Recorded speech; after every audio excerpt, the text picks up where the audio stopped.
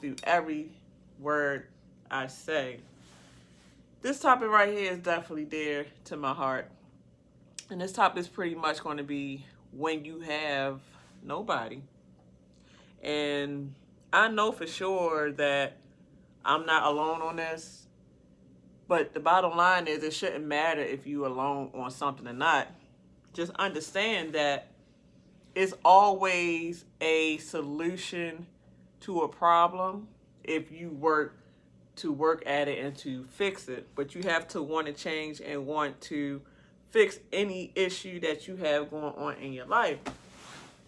Now, when it comes to just when you don't have really nobody in your life can tend to be a lot harder. I'm not gonna lie, especially if you somebody that got children, or you somebody that even got mental illness. Mental illness can play a big old role in just needing support.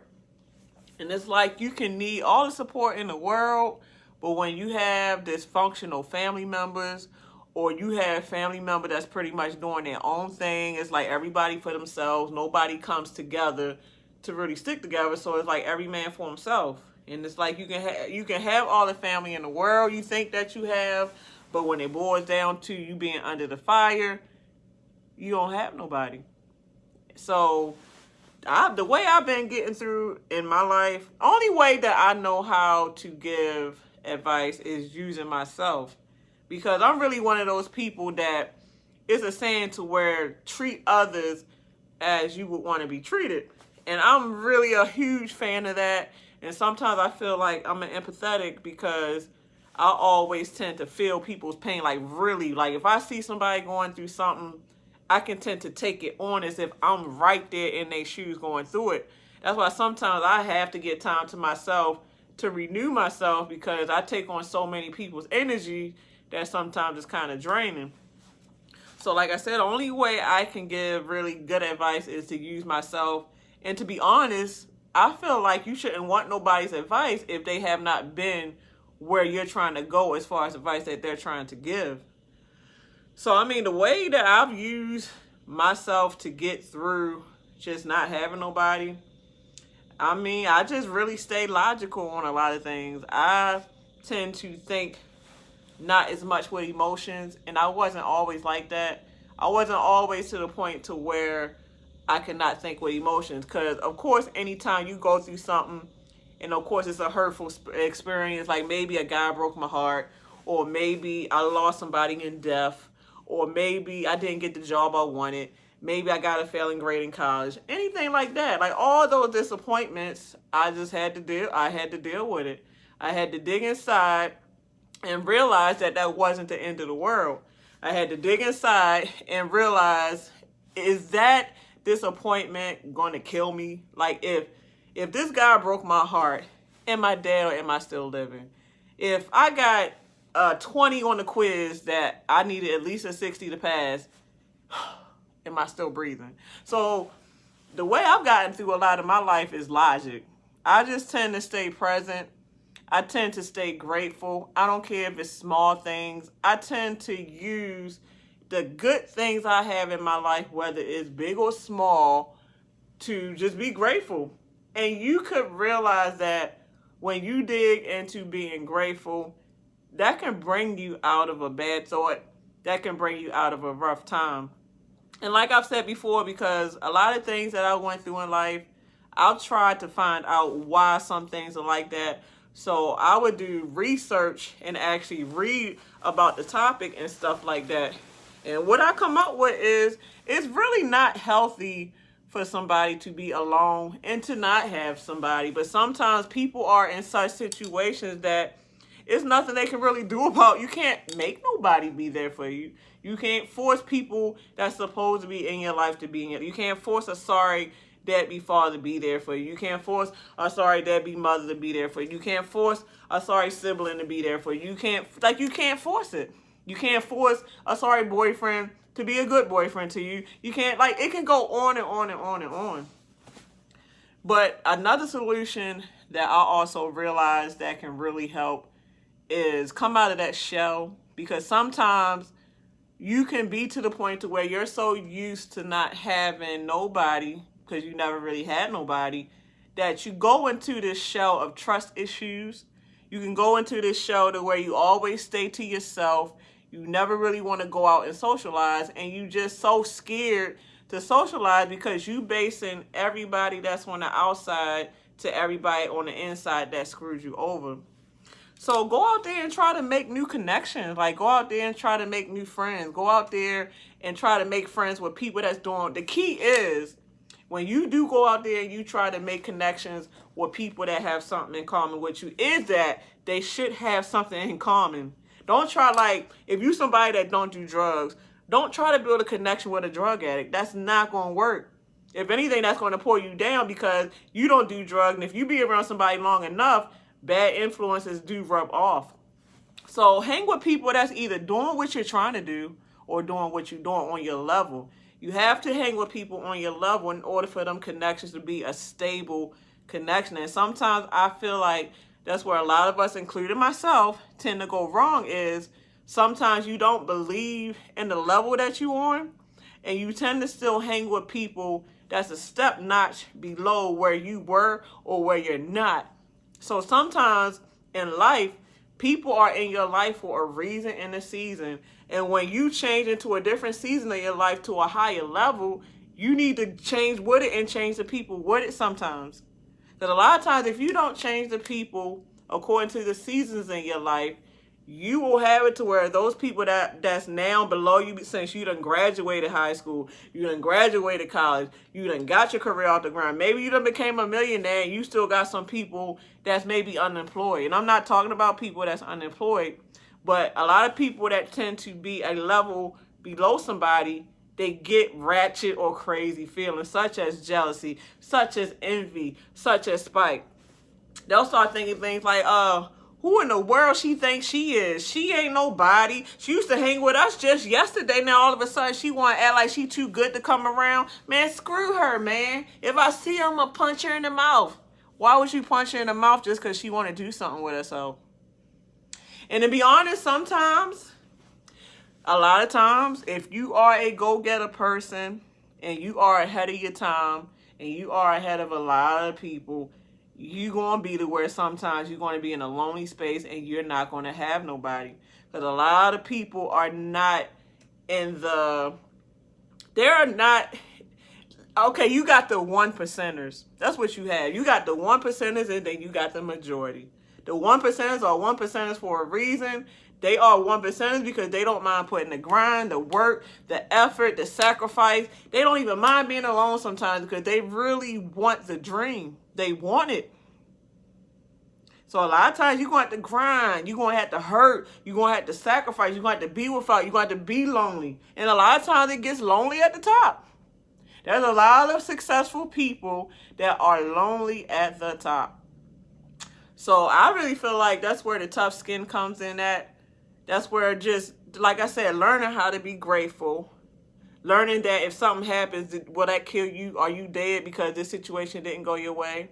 And then learning that when you change different levels, you have to change the people on those levels with you sometimes. You're just going to have to in order to have a peace of mind.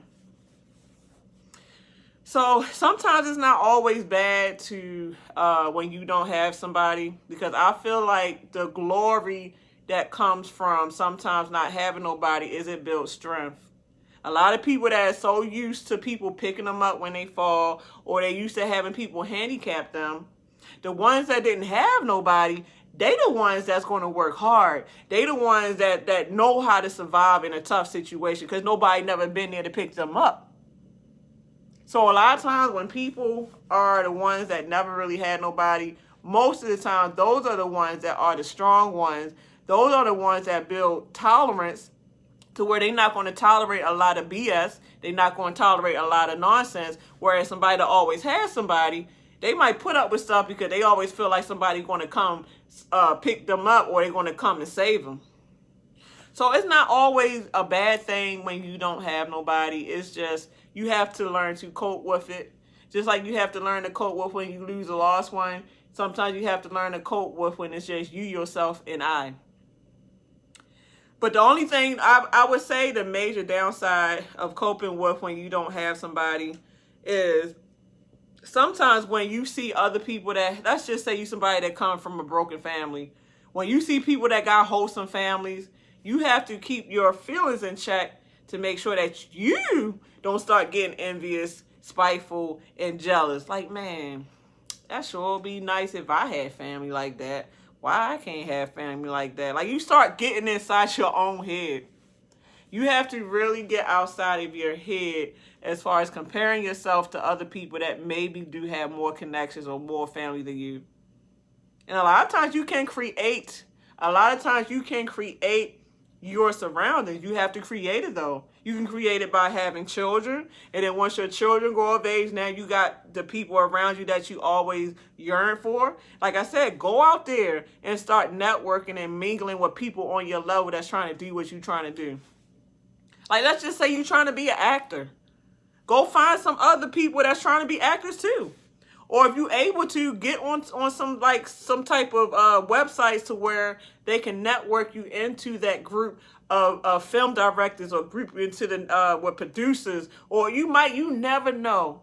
Law of attraction is so real. When I tell you guys law of attraction is so real, I am so major proof of law of attraction. Everything I said I would do, I am doing it. And some of the things I said I would do might have took me some time to do it, but you best believe everything I said I would do, I materialized. And there's one thing on my list that I know is going to take a very long time, but I'm going to do it one day. I just have to really stay focused and really like focus myself. And that is, I want to be a millionaire. I want to make my first million, like get my meal and see that $1 million before I die, before I pass on, whatever. That's one of my major goals that I have to achieve. Like, I don't know.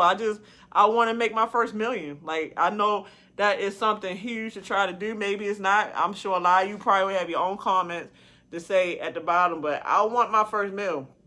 I want to see that in my bank account. I want to see 1 and all them zeros falling behind it.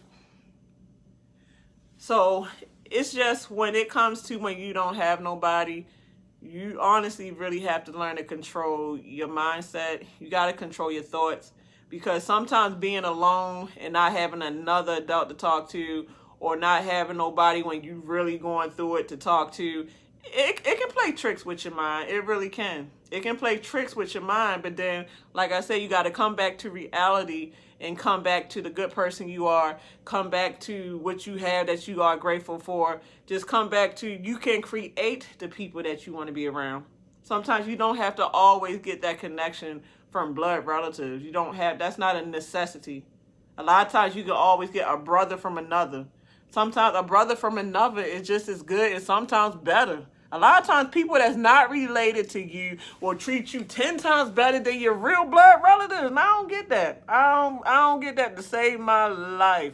I don't get it. But it's all right, boo-boo. I mean, if you somebody looking at this right now and you one of them people that just ain't got nobody and it's like you feel down and out with it on a daily, like it really messes with, it's okay. Because I deal with it on a daily myself, but I am getting by, honey. I am building my success. I am raising my kids to where now I got my kids for the somebodies that I had lacked once before. So everything is always, once, as I always say, is mindset. Hold your head up. Hold your mind together. Start renewing your mind with education. Knowledge is power. Wisdom is the love of knowledge. So let's do it. So, all right, guys, I'm going to hit the gym in the morning. I might wear the same thing I got on. I might wear the same thing I got on. I might even go live tomorrow with y'all in the morning because, yeah, tomorrow is my birthday. Tomorrow is my birthday, honeys. I'm going to show y'all the hotel, too. I ain't going to show it to y'all now. But, oh, come on, y'all. If y'all want what you're paying for with the membership, you have got to email me. I'm going to leave the email at the bottom of this description. And for all the people that got the video requests and the one-on-ones, I need your Facebook so I can put you in a Facebook group. That makes it easier for me to schedule the one-on-one phone calls. And if you're getting a one-on-one phone call, please keep it professional. Please keep it professional, because the minute you start going into something that's inappropriate, I will not do no one-on-ones with you per se. I will cut that off. So you might as well cancel your membership if you got a one-on-one for something other than professional or maybe just supportive. And as far as the video request will be a something that you want me to do a video for you about. And even if it's like you just want me to mention your channel or something, I don't mind to mention the channel. Just whatever. Like, it's a video request. Whatever you want me to do a video about for you for, and I'll give it like a 5-minute format. Yes, got you. So, all right, guys. If you ain't got nobody, it's going to be all right, because we got each other. We are YouTube family. When you come to my channel, I'm going to be the family. Oh, what is it? I'm going to be a sister from another. This is YouTube family. This is a virtual YouTube family, and we are all family, because y'all definitely are here for me. Like, basically, by me not having nobody, y'all pretty much are my somebodies. Y'all, my subscribers, or should I say I ain't going to call y'all subscribers. My YouTube family, y'all are my family away from my real family that I have. So basically, everywhere I go, y'all be like my homies, my homegirls, homeboys, this, that, and the third. Like, I be chopping it up with y'all. Like, y'all really some cool people. I love y'all. So y'all show me so much love. I'm trying to figure out what to do with all this love, because the sister definitely ain't used to getting all that. But I love y'all, honey. So y'all stay blessed. Time is of the essence. Remember that. Time is always of the essence, because time don't wait for nobody. So let's love each other, not judge each other, because I never judge you, honey. And y'all know it, sister. Love y'all with all my heart. So, all right, y'all. Deuces, babies. Deuces.